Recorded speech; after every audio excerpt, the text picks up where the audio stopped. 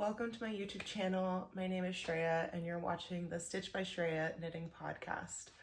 It's been a couple weeks since I last filmed. I think it's been at least, my last video was in end of May or beginning of June, and it's been some time. I've been knitting. It's gonna be a pretty full episode today, so get yourself something to drink or to eat or to knit, and let's go ahead and just get started. So I'm wearing my first finished object. I'm gonna go in chronological order for my finished objects today. So this is the Color Tip Tee by Emily Curtis. The pattern has been released since, I don't know, I think it's been out for probably like a month by now, but I just haven't had the finished object on my channel yet. So this I knit out of linen quill in the shade Oatmeal Gray, and the accent colors, this one is Kremke Soul Wool Lazy Linen in the shade Green. And then I have my neckband and my hem are in Rose Granite by Linen Quill as well. So some things that I did different from the pattern was that I lengthened the body a little bit. It's pretty cropped on me. Like, I think sitting down it hits my belly button, but standing up it rides up a little bit. So I did lengthen the body about 1.5 inches, and I would probably lengthen it more my next go around. And I knit the size 4. The size 4 is like about like a 42 bust, I think. So I knit size 4. The thing that's really cool about this pattern is that she has like a broad shoulder adjustment and a modification guide that goes along with the pattern. So I think in my next iteration, I'm probably gonna knit the broad shoulder adjustment. If you can see, my shoulder is here, but then the sleeve cap starts like right here. So I think I could definitely do well with like a shoulder adjustment. And then I'll definitely lengthen the body again. I might even just knit a size up just for like a slightly looser fit. And I saw that Emily made a second version in Granite Co's Wool Linen Blend Lamp Black, and I think like that's just been on my mind since then. I really want to one day get my hands on that yarn and knit like a nice loose fitting one, because this one is quite fitted for me. So I would probably make a size up and have a little bit more ease and have like a little bit more room in the shoulders. But this is great, actually. I've worn this probably the most out of all my finished objects because it's season appropriate. And right now in the Bay Area, we've just been having so much warmth. It's a heat wave. Actually, this is even feeling a little prickly for me right now, but in early June, I was wearing it a lot more.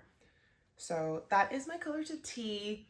If you have any questions, feel free to ask me in the comments, or you can look at my Ravelry page because I have my notes on that as well. So next up, we have my finished Lento sweater. So this one I finished on, I think like May 26th or something. So the color tip I finished May 23rd, which was like one day after the deadline. And then the Lento I finished like 2 days after that. So the Lento sweater was another awesome knit. It took me a lot longer than I thought it would, but that's because I just had too many test knits and I wasn't like managing my projects properly. So the details about this, the yarn is Through the Wardrobe Yarn Company. That's the fingering weight yarn. And she has a Fairytale sock base. So I think that's 75-25 superwash merino nylon blend. And it has this really beautiful yellow, pink, and some brown speckling throughout. I feel like you can't notice the color pooling, but then I looked at my video last time and you could kind of notice some color pooling. However, it's not that harsh in normal like daylight. And then the Suri that I used is Sewrella yarn in the shade Maison. Unfortunately, you can't get your hands on this right now, but she might bring it back in the spring because it was a spring tonal. So I have that held with the Fairytale sock, and it's just so luxurious, so soft. Definitely something I can see myself wearing in end of October, beginning of November, or just like something I'll throw over my dance clothes when I have to go to the studio. So that is this one. I used 2 full skeins of fingering weight, which was about, I think it was like 430 or 450 yards per skein. And then I used, it says I used 128 grams of Suri. So that's like 2.5, a little bit more than a half skein. So this is really great if you have like some odd amounts of yarn. I think it would be great to do like a scrappy version for this as well, with like scrappy mohair, scrappy fingering, and it just works up really quickly. I did also modify this. I think I made my arms longer so that they could be like a full sleeve, and then I think I also added like 1 or 2 inches in the body, maybe more. I don't really remember. And I also knit this in the size 4. So size 4, again, like a 42 bust. Yeah, it has a little bit of ease, but not too much, like where it feels like oversized. Like I could just wear this with jeans as well and it would be great. So that is my Lento sweater and I just love it. I wish I finished it faster, but I was just all over the place when I was knitting this. So I'm glad I just like buckled down and finished it. Okay, next. I feel like I'm zooming today. It's probably because I had 2 copies. So next I have a finished pair of socks. I think I started these in like March and I just finished them like middle of June, but I'm really glad I did. So my friend Sharon, who's also Rui Knits, she is a yarn dyer as well as just a really prolific test knitter in general. And she dyed this mystery skein of yarn. So basically me, my friend Jack, my friend Serena, and Sharon, she knit like a different,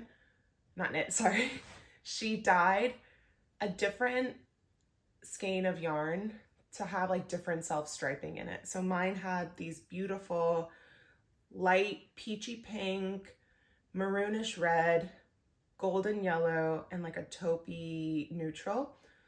Those are the stripe colors. And then I did modify my fit a little bit. So I had been talking about how I felt like my socks were a little bit too loose on me. So I went with a 68 stitch cast on, and then I just did 20 rows of ribbing for the cuff. I think I did 55 or 60 rows for the leg, and then I did a shadow wrap heel. This is my first time really working the shadow wrap heel, and I've decided I just love it. It's so easy. It's aesthetically pleasing. I wish that the stripes had kind of lined up, but I think because I have a bigger foot, because Sharon was able to get her stripes to line up on the heel, but since I have a bigger foot, it unfortunately did not work out for me, but that's okay. And then for the leg, I didn't count how much I did, but I think it's like 70 rows probably before I hit the toe. So those are these. They're not exactly lined up, but it's like 90% of the way there. Not even, like I think it's like 1 stripe off, which is not a problem for me. So those are these, and they worked up really fast. Once I figured out how to do the heel, it kind of just zoomed by after that. I don't really have a problem with heel flap and gusset, but I just feel like the shadow wrap heel, like there's just not as many steps involved in it. So I feel like I can just zoom through it a lot faster. With the heel flap and gusset, it's like you have the heel flap, then you have to do the little, is it the heel turn? And then you have to pick up all the stitches, and then you have to do the gusset decreases. And I just feel like the gusset decreases always take so long, whereas this one, you can just kind of pick up and go. And I feel like they do fit my feet quite well. I've only worn these socks like out like once or twice, because right now it's Birkenstock season, but without socks because it's too hot for socks. So once the fall hits and I'm wearing socks more regularly, I'll be able to determine like if this is actually an accurate fit. However, I have knit now like I'll be showing another pair of socks later, and I also did the shadow wrap heel for that. And I feel like I'm kind of converted to this short row heel. We'll see. we'll see how it goes. It's gonna take time to figure out my fit. And I think me reducing the number of stitches I casted on helped a lot more than actually the fit of the heel. So we'll see, trial and error, but I'm happy with the progress so far. So those are my third finished object. And then finally, this one is kind of like a dark horse finished object because I did not expect myself to actually get this done. But it is my Sophie shawl. So this is knit out of Fierce Fibre's Divinah DK in the shade Bleeding Heart. So if I remember correctly, I don't think this dyer does dye anymore. I don't think she has anything for sale anymore. From what I remember, I bought this in August 2021 in Portland at Pearl Fiber Arts, and they're located in like downtown Portland. And the yarn store owner told me at that time that this dyer wasn't really dyeing anymore, and that anything that she had in stock was basically like last call. That's all she had. So that is this. So I actually used 2 skeins of yarn. So the skein of yarn would go from purple to this bright reddish pink color. And then I joined here and I started the decreases and went all the way down to the other side.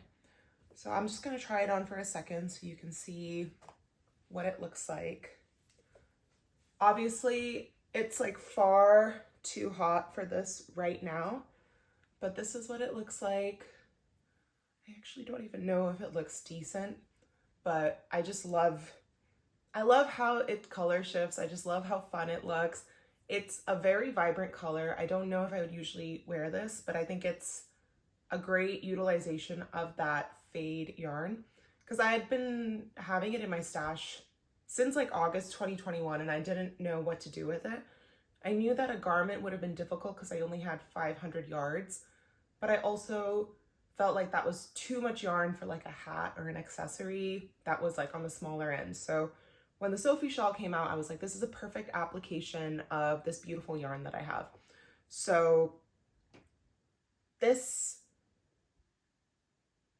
one I picked up when I went to Hawaii, which was in the beginning of June, and I brought it to travel because I just didn't really want to have anything too difficult to work on. So I brought this, and what I found was I could never put it down in the middle of a repeat. So the Sophie shawl has like a 6-row repeat that you kind of just follow, and at the end of the 6 rows, that's when I would put it down.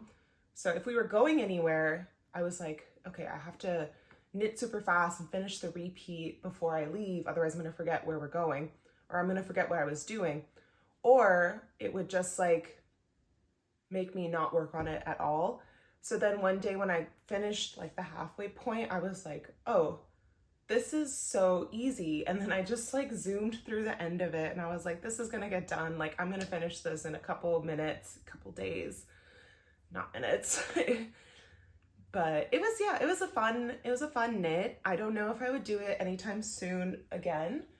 I would just have to find like yarn that I had like no plans for. Did I call this a shawl or did I call this a scarf? I feel like in construction, it's kind of more scarf-like, but the Sophie scarf is a lot skinnier than the shawl is. I think I went up to like 70 stitches on the needle at the biggest point, and then I just started the decreases. And this is all that I have left. I think I weighed it. It's like 1.5 or 2 grams of yarn, something really small and minuscule. So I feel like I won the game. I measured and I did it perfectly. So I'm really happy with this project, and hopefully I will get to wear it in the fall. You haven't seen this on my feed because it's like too hot to even attempt to style it. So maybe I'll just try to find a cold morning and take some photos with it. So yeah, this is the end of my finished object parade. And I think these were all in my very first video. So I'm glad to be making some progress through my massive WIP list. Unfortunately, it's not preventing me from casting new things on. So now you're gonna see a bunch of new projects that have just kind of cropped up in the past couple of weeks.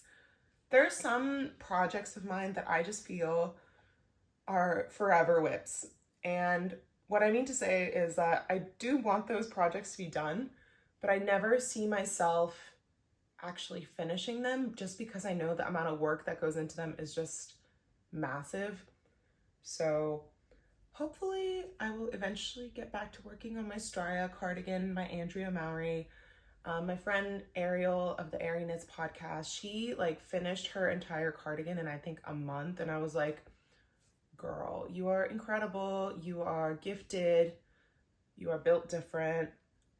I don't know how you could do that because I cannot do that, but we'll get there eventually. I think I just need to put a deadline on it, like a test knit, and I'll probably get it done. But it's a later issue. It's not a right now issue. Okay, I have one half finished object. Let me reach down here and pull it out. Using this project bag that I stole from my aunt in India. She was giving me something in this and she was like, oh yeah, you can just like hang on to the bag. I was like, you're not getting this bag back. So, and the print is called kalamkari. So kalamkari is like a block print that uses, I think, natural dyes in India. And the pouch itself, it's nothing special, like there's no pockets or anything, but I love it because it has a really well-made or really well-installed zipper, and it's perfect for like a 1 or 2 skein project. So I've just used this one pretty religiously. So without further ado, this is my half finished object. So I decided to join Sock Week. Sock Week is something that Nitty Natty puts on, I think, every year in July. And the challenge is to just finish 1 sock in a week. And I usually I try to participate in knit-alongs or like things like that, but I usually never finish them because I get like too distracted with all my other projects. But this year I was like, you know what? It's just 1 sock. I can do it. So I finished this sock. This is using Junkyarn 80/20 merino nylon boss sock. I bought this particular colorway, like I think this was one of my first hand-dyed yarn purchases ever. She did a lot of Sailor Moon yarn clubs earlier in her dyeing process. I think it was maybe 2021 when I bought this. And so this is like the Sailor Cosmos and Chibi sock set. I'll show you the main color and the contrast color. So main color looks like this. It's really pretty. It has like neon yellow, light like periwinkle lavender, light pink with some highlighter neon speckles. And the contrast color is just this bright, variegated Barbie pink is what I'd like to call it. So I finished 1 sock, and you can see I did the shadow wrap heel here as well. And then I started my 2nd sock. So my 2nd sock, I haven't gotten as much done yet. Ooh, we dropped a stitch. Okay. I haven't gotten as much done. I've just done 20 row cuff and 20 rows of stockinette. So I have about 40 more to go before I start the heel. And I'm not trying to finish a pair during Sock Week because I think Sock Week ends today because I'm filming this on Sunday. What's the date today? July. My watch isn't giving me the information I want. Sunday, July 16th, I think. And so it finishes today. I'm not going to finish this sock today. So I'll just try to finish it when I can. It's going to be my new travel project until it's done. But it's just been really fun. And something about me is that I would always pull my cakes of yarn from the outside. But I just bought a new ball winder from Stanwood. I was previously using the Knit Picks ball winder, but every time I would crank it, I would get this like horrible clicking noise that was super persistent. And so I bought the Stanwood one, and the cake was so beautiful and it was like tight. And I was like, maybe I can actually center pull. So today for this pair, I decided to center pull, and it's been wonderful. I will probably be center pulling a lot more, but I will probably, once I finish the sock, have to rewind the cake because it is starting to lose its form a little bit. Not to the point where it's just like a loose lump, but yeah, I love it. And I'm really, really chuffed with my new ball winder. So that is my hoe, or huffo, half finished object. Uh-oh, what a tangle. Let us not do that. Okay, perfect. And now we can move on to some whips. I think I mentioned last time that I was sick and I was having like a lack of knitting mojo, but I think that's been turned around quite a bit in the past couple of months. I don't have as much time to knit, but I'm feeling like the urge to knit a lot more, and I'm feeling like I always want to keep my hands busy. And one project that I found to be really fun to work on has been my Satsuki pullover. So let me just get all these tails hidden. Okay, so you can see I almost have a completed body. This is knit out of John Arbon textiles in Yarnadelic Sport using the colorway The Beautiful Ones. It is really lovely to the touch. It's, I think, a Corriedale fiber, and it looks kind of like taupe from far away, but if you look up close, there's shades of pink and purple and yellow and blue that you just can't really see from far away. So it has a lot of dimension up close. And I chose this pullover because it has, or I chose this pattern because of the cute like Totoro V's that are there. And it was a simple enough cable pattern where I didn't feel like the color of the yarn would take away from the pattern. And the rest of it is stockinette. So I think you might be able to see more of the color later on. I'm now working on the rib. So it's a twisted rib hem, and I think it's about 2 inches or 2.5 inches. So I'm slowly chugging through it. Twisted rib and I are not best friends, but I do like the look of it, so I struggle through it. And then for the collar, the pattern recommended a twisted rib folded hem, and I just didn't like the look of that because I felt like it was pretty high up on my neck already. So I just decided to do twisted rib, but stop like about 1 inch or 1.5 inches in. And then initially I did a tubular bind off, but then I guess I bound off way too tight because it couldn't go over my head. So then I just ripped out 1 or 2 rows and I just bound off with Jenny's surprisingly stretchy bind off, which is way faster than tubular. And I find that it looks pretty nice with my neckline. So I'm going to use that bind off for the rest of the pattern as well, which should make the bind offs go pretty quickly. I love Italian bind off. I love the way that a tubular bind off looks. However, I'm gonna keep my bind offs all the same. Like I feel like it would look weird if I had like one bind off here and then a different one for the hem and the sleeve cuffs. So we're gonna keep Jenny's throughout, and this one looks really neat. I'm pretty proud of my work. So I have 2 sleeves to go. I anticipate that the body will be done relatively soon. This has not been something I've been prioritizing lately because you will see I have many other projects that are tickling my fancy, but I do want this done sometime in the fall. So I do want to try to just get it done and have something fresh and new to wear when the weather permits. So yeah, that is my Satsuki pullover. And I don't know if I mentioned who the designer is. It's Sari Nordlund, and this pattern is in Amirisu. There was a magazine of Amirisu that was based off of like patterns based off of TV shows or film. And this one is based off of My Neighbor Totoro. So really lovely.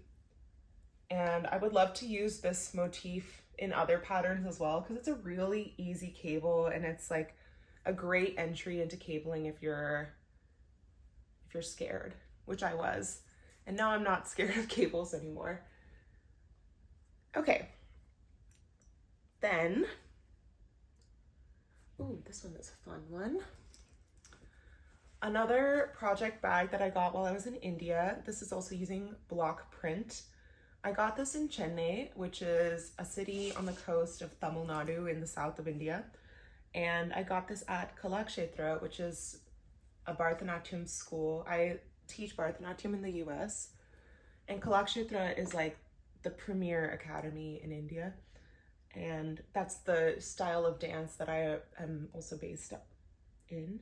And so they have an art center as well. They make their own saris, they have their own hand loom, and they also have block prints.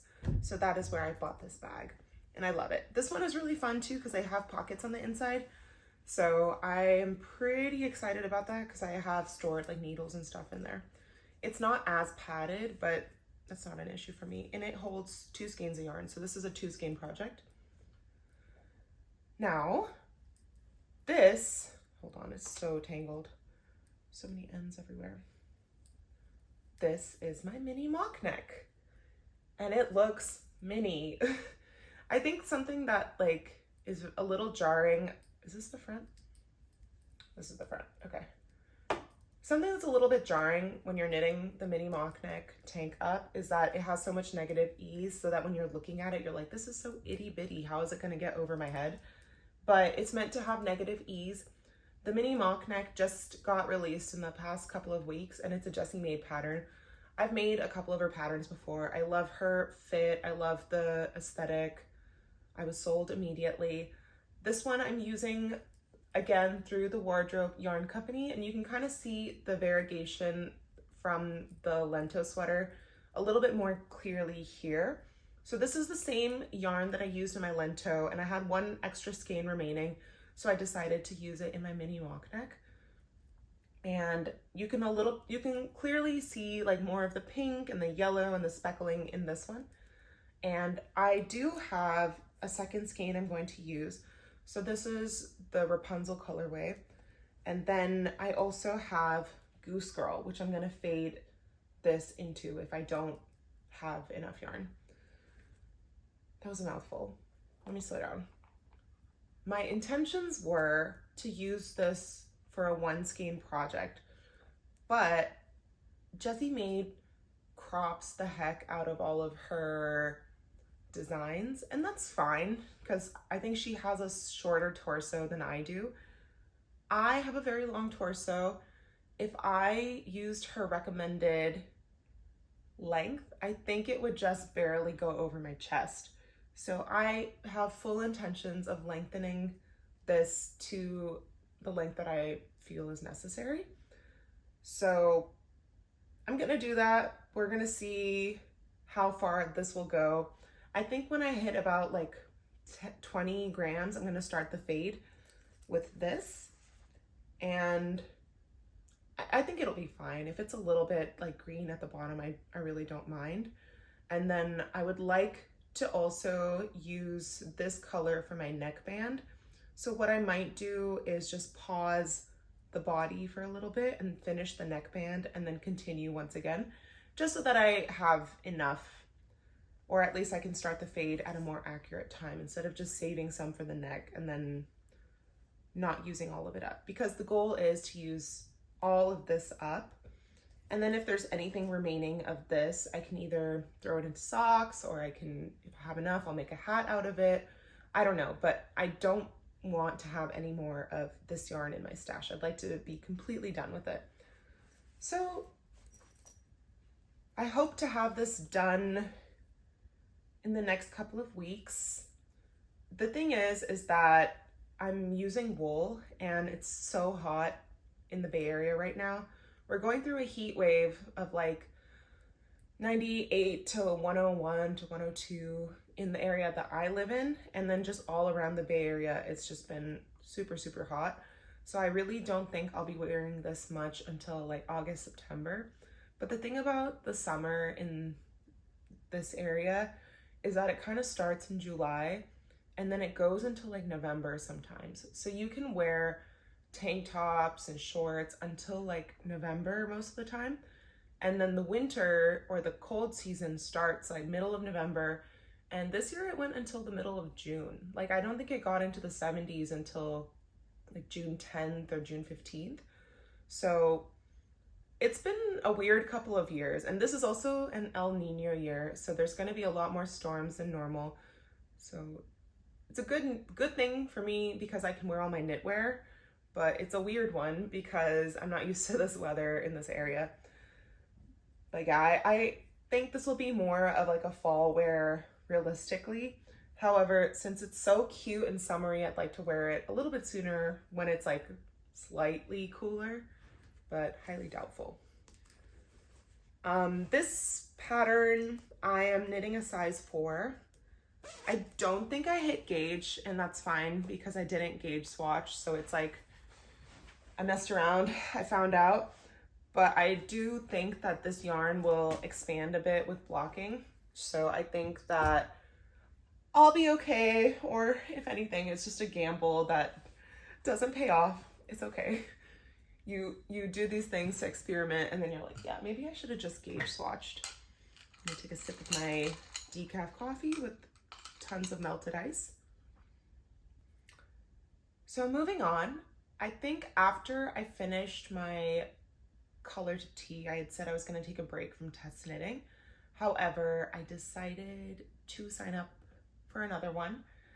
I am a Ko-Fi subscriber to Amy Share, and I love their patterns so much. I love the work that they do to promote size inclusivity and then accessibility for all people, and the designs and the fit and everything has such well thought out process that it's just someone I want to keep supporting over and over again. And I love test knitting for them. Amy is just so gracious as a designer, and she takes all the feedback and incorporates it right away. So Amy's awesome. I love her. And I am knitting her Seasons Change 2 pullover. So the Seasons Change is knit out of, uh-oh, I just ripped some of it out. That's fine. Okay, it is knit out of Nutiden yarn. I used a really small cable, as is the norm for me. So this is the shade Jera.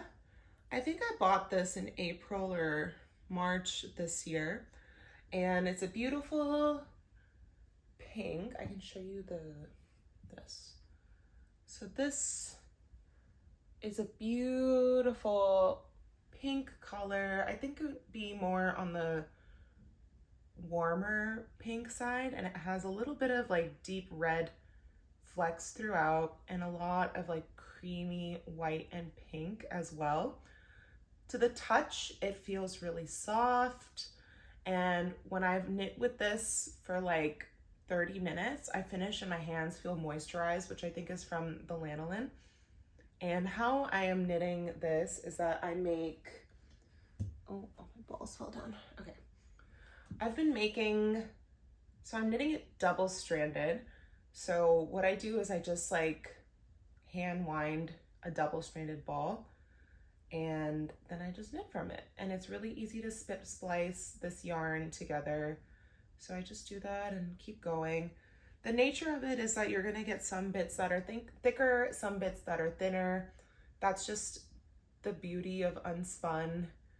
It's either for you or not for you. If you like it, you love it. And if you don't like it, you hate it. But I really enjoy the process of knitting with it. I will say I will probably never knit unspun single-stranded, just because I find it to be a very difficult process because I will break it too easily. Even double-stranded, I do feel like I break it a little bit easily. However, double-stranded, it's fine. Like the first test knit I did for Amy using Nutiden was the Building Blocks Drop Vest. And that one was an experience because I was just struggling so much with learning how to knit with this. But now I feel like I've understood my tension and I understand how I like to knit with it. And making these pre-wound balls really helps. And it also kind of helps my motivation because I feel like I make this ball, and then I try to knit with it as fast as I can so I can make another one. So this time I made 2. So the next time I sit down and do it, I'm gonna say, okay, Shreya, knit, knit, knit, knit, knit until you finish this ball and this ball. And then by that time I would have finished like 2 more inches of the body. And it feels really motivating and rewarding to knit like that, because I'm just like finishing the balls, winding up more, finishing the balls, winding up more. And it's nice, like positive reinforcement as I keep going. So that is this pattern, and it's worked bottom up. So if you don't like bottom up jumpers, this one, it might not be for you, but it has a really lovely cable pattern in the yoke. So right now I'm just in Stockinette Island, which is like an island I enjoy being on at the moment. I don't have a lot of brain space to do too much intense knitting because my work schedule has been madness for the past, I don't know, since like the end of May. So once August hits, I'm sure I'm gonna start picking up more complicated knitting. But until then, I think I'm very content with my miles of stockinette. And this is a nice way for me to just slow down, unwind. I call this knit my Love Island knit because I've been watching Love Island every time I knit on this. So this is how much I've done. It's like, I think it's like 15 or 16 rows of ribbing. And then I've only done like 8 or 9 rows of stockinette. And I've watched far more Love Island than this amount of knitting though, so that's okay. It'll get done when it gets done. And the test knit is not due for quite a while, so I'm not too bothered or worried about finishing it. I will definitely finish it in time. Okay, next we have the Dear Björn socks. So I think I mentioned in my last video, I wanted to start doing some gift knitting. I'll be honest, I really thought I was gonna finish these socks a lot faster than my progress shows because I wanted to gift it to my sister-in-law who was visiting the States in June. And unfortunately, I just got like really sidetracked. I was just working on other things and this gift didn't necessarily take up the front of my headspace. So I love this knit. Like I really love how it looks. Let me do a close-up really quick.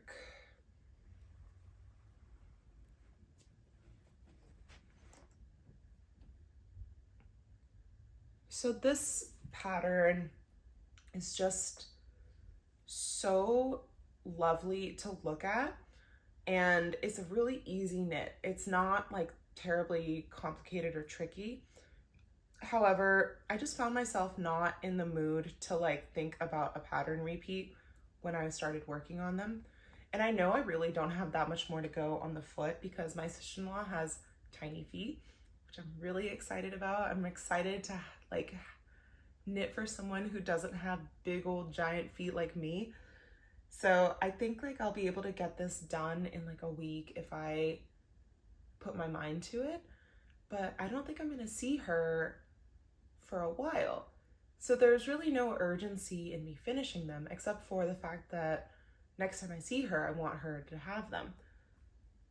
So I don't know when they'll get done. They'll get done when they get done.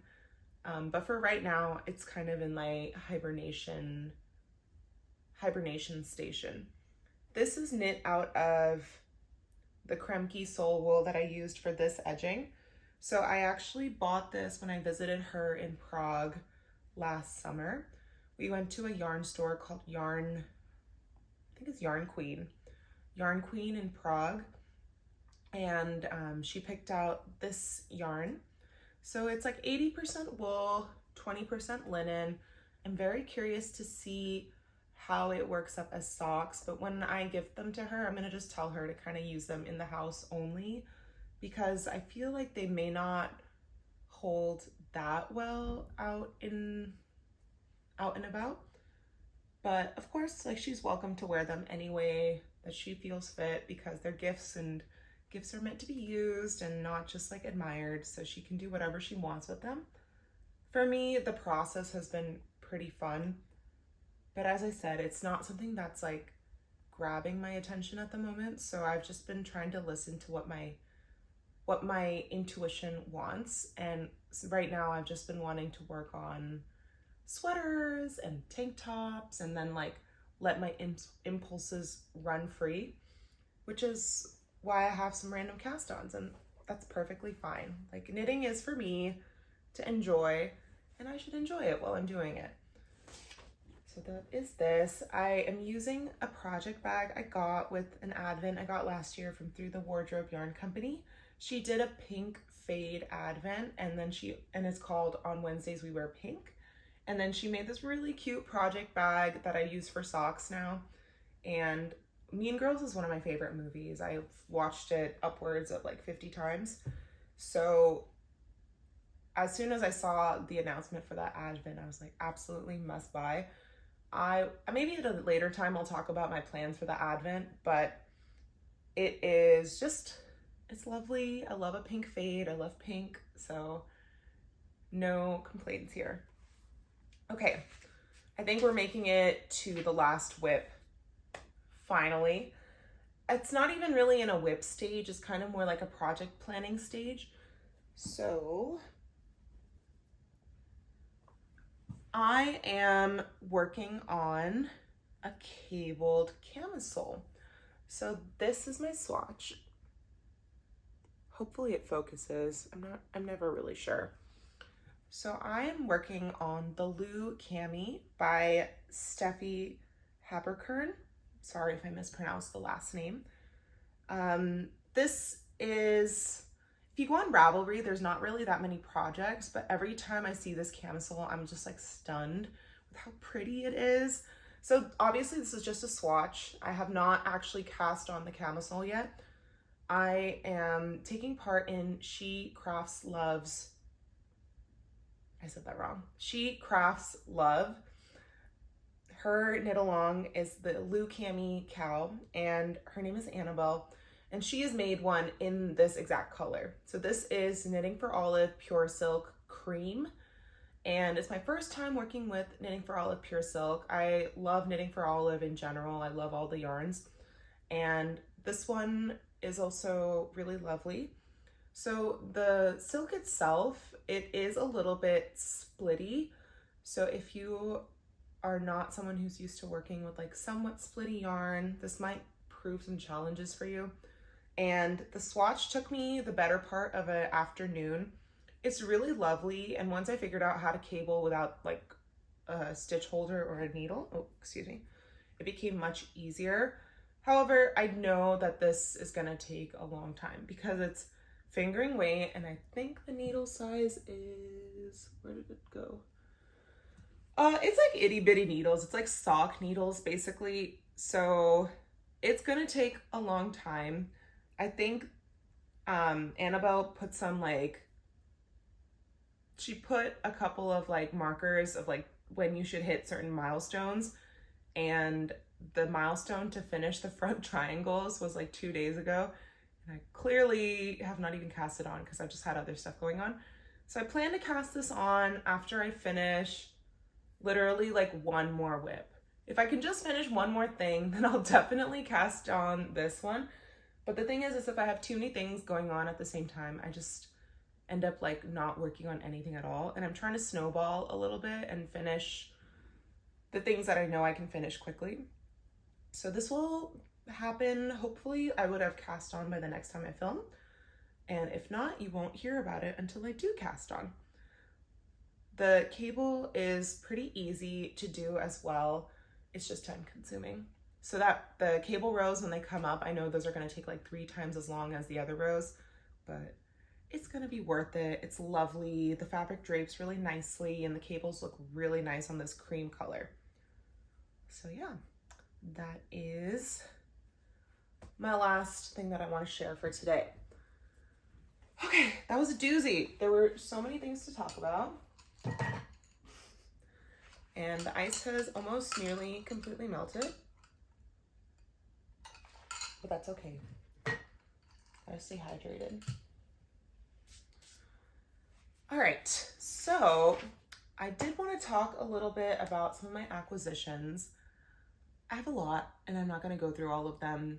I think I've mentioned this before. I feel like my acquisitions are kind of personal, and sometimes I buy things a little bit out of stress, and then I feel a little bit bad that I purchase things. But then now I'm reaching a point where I'm like, I'm very happy to have the things that I have, and even if having yarn that I'm not intending to use right away is in my stash, I'm in a place where I can store it and use it when I want to later. And if I feel like that yarn no longer is something I want to have, I'll either gift it or I'll knit it up and gift that finished object to someone else. So yeah, that's where I'm at right now with my yarn. But let me just show you some stuff that I got from Big Little Yarn Co. So my friend Sharon went to Japan a couple months ago, and she was so gracious in bringing back me and two of my other friends as yarn orders from Big Little Yarn Co. to save on shipping. Mel is based in Japan, and I think the shipping rate from Japan to the US is pretty high. Like if you kind of convert the per skein, it's almost like $3 to $4 per skein extra. However, I love Mel's dye style, and I think since receiving this, she had a Studio Ghibli mystery club, like season 2 of her Studio Ghibli club, and I ordered from that, like skeins unseen. Like I was like, I'm just gonna gamble and take a risk and order from you because I trust your dye style and I trust your color aesthetic. So yeah, let's go through. She had a spooky summer in stock update. I think that was in either January or February. I don't remember, but it's from her spooky summer collection. So first I'm going to show you what I got from that. So this is Coraline. It's a super moody blue, purple, green with little shades of red. Now, I think this on Superwash would look super different, but this is on her Peruvian wool fingering base. So I do have plans for this one. I bought this to be the contrast color of a, excuse me. I bought this to be the contrast color of the Pressed Flowers cardigan. So I think the Pressed Flower cardigan looks so beautiful, and I really like the idea of using like a color shifting yarn or like a variegated colorway for like contrast colors of color work. And I'm planning to use this as the contrast color, and I think I'm gonna get Purlsoho Good Wool for the main color, and I'll probably get it in like a either like light blue or light cool gray color as the main color so that this can really pop. That is probably not gonna happen until like 10 years from now with the rate of my stash acquisition. However, it's just gorgeous, gorgeous, gorgeous girls.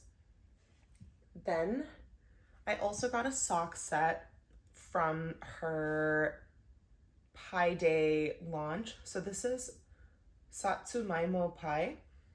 It has this beautiful like tan coloring as well as purple speckles and like little purple, I think it's like a warm purple coming through here, and then the tonal is just more of that beautiful deep purple burgundy color. I love it. This is the only Pi Day sock set I got, and I'm just so happy with this. My friend Sharon has already knitted up, and I just can't wait to make mine. So I'll probably be pulling this for my next sock set. And then finally, I also ordered Matsuri. This is on her soft sock base, 80/20 merino nylon. I saw this like a long time ago on her channel, and I've just been thinking about it ever since. I really like how she combines like coral bright reds with like blue. And I think this would look nice either in a sock or in a hat. the thing about skeins that are like this beautiful, I just like don't know what the perfect project to highlight their beauty would be. So I might see if someone else has knit up something in Matsuri and then decide accordingly. The dye just like takes up so beautifully, and I'm just like amazed at how she comes up with something so colorful and creative. So that is everything I got from Big Little Yarn Co. Hopefully I'll be able to knit those up in the relatively soon future, but you know me, I just kind of go with the flow and I throw things in there that I like had no plans to knit, so we'll see. Now that's it for my knitting content for today. I just wanted to quickly go through some of the TV shows and things I've been watching. I have been watching a lot of TV. Unfortunately, a lot of my favorite shows recently ended, like series finales are done. So first one was Succession. I've been watching Succession since like season 2 started airing. So my husband and I, we just binge watched season 1, loved it, started season 2 and it was airing live, and we've just been big fans of the show since. I'm really bummed that it's over. I think it had a really great ending. It was something that like I think a lot of people were unsettled with, but I loved the ending. I found it to be the perfect ending actually. But I would have loved it if there was a season 5 with the same ending. Just like, I just don't want to like not be able to see those characters on screen anymore. So selfishly, I wish the show went longer, but it was a good time for it to end, I think, as well. Then I also finished Better Call Saul. My husband and I got on the bandwagon for this show a bit late, and we also have Netflix, so we were waiting for the second half of season 6 to come out, and once it did, we just devoured it, and it also had a really great ending. Better Call Saul, like, it's kind of hard to believe that the last season jam-packed so much as it did, and I thought that was a really fun ending as well, and really paid like a good homage to the character. And then I've been watching Love Island. Love Island is kind of like my summer ritual at this point. I always watch it during the summer. I never watch the winter seasons just because I don't feel the need to. My other shows like My Housewives and Vanderpump Rules are usually airing throughout the year, so I don't really need that as my reality TV scratch, itch, I don't know. But in the summer, I love watching Love Island. There's been some fun phrases from this season. Like one of them was Bantorious, what is it?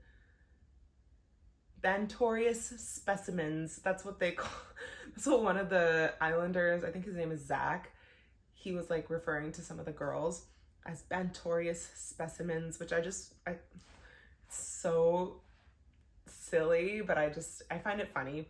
And it's pretty mindless, so that's great because in the summers, it's my busy season at work. So when I come home, I don't really want to watch anything too mentally demanding. And Love Island is like the perfect amount. It's like drama and it's like silly jokes and it's silly comments. So Love Island is fun. It's fluff. I don't get that deep into it. Another show that we watched is Black Mirror. Black Mirror I've always been a fan of since like the beginning, and season, I think it's 6 just came out, 5 episodes, and the way that Black Mirror works is that everything is a self-contained episode. Like sure, there might be some Easter eggs from one episode to the next, but like none of it is completely like connected in a plot. And Black Mirror takes so basically Black Mirror is like a blank screen, or like a cell phone screen that's not on, or like a computer black screen, and then it kind of just takes on like the horrors that tech can have. So some of the episodes are quite suspenseful. I wouldn't say any of them are actually scary, but they do have this kind of eerie undertone to it, and you always wonder like when something is going to go wrong. So if you're easily anxious or you don't like those types of things, don't watch it. This latest season, there were some episodes where I was like, oh my god, I can't watch this, and I would just get up and leave, and I'd wait for my husband to tell me when it's safe to return. But previous seasons have not been like that for me. It's just this season there were some moments where I was like, this is a little bit too much for me. So that's pretty much everything I've been watching. I haven't been reading. I'm not much of a reader these days, or like ever. I prefer to watch a lot of like knitting podcasts. I prefer to watch TV. I like keeping background noise on. So my knitting podcasts that I religiously watch, like as soon as I see an episode, I click watch immediately.